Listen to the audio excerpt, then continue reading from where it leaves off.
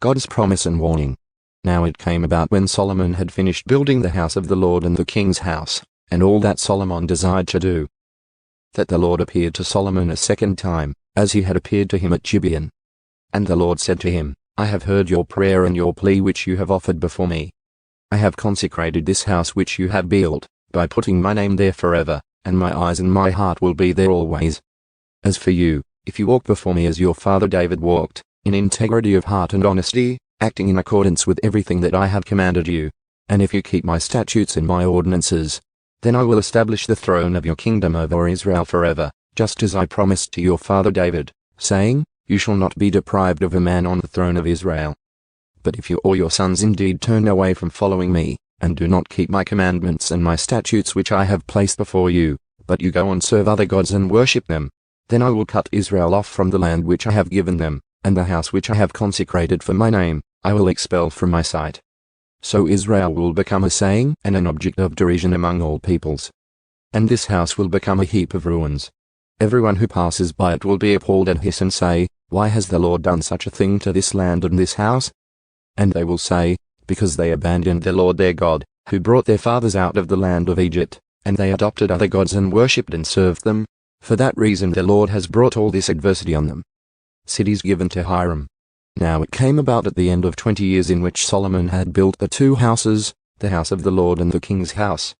Hiram king of Tyre had supplied Solomon with cedar and juniper timber and gold, satisfying all his desire, that King Solomon then gave Hiram 20 cities in the land of Galilee. So Hiram left Tyre to see the cities which Solomon had given him, and they did not please him. And he said, What are these cities which you have given me, my brother? So they have been called the land of Kabul to this day. And Hiram sent to the king 120 talents of gold. Now this is the account of the forced labor which King Solomon conscripted to build the house of the Lord, his own house, the Millo, the wall of Jerusalem, Hazor, Megiddo, and Jizah. For Pharaoh king of Egypt had gone up and overthrown Jizah and burned it with fire, and killed the Canaanites who lived in the city, and he had given it as a dowry to his daughter, Solomon's wife. So Solomon rebuilt Jizah and the lower Beth-horon, and Baalath and Timnah in the wilderness, in the land of Judah, and all the storage cities which Solomon had, that is, the cities for his chariots and the cities for his horsemen, and everything that it pleased Solomon to build in Jerusalem, in Lebanon, and in all the land under his rule. As for all the people who were left of the Amorites, the Hittites, the Perizzites, the Hivites, and the Jebusites, who were not of the sons of Israel, their descendants who were left after them in the land, whom the sons of Israel were unable to completely eliminate, from them Solomon conscripted forced laborers, as they are to this day.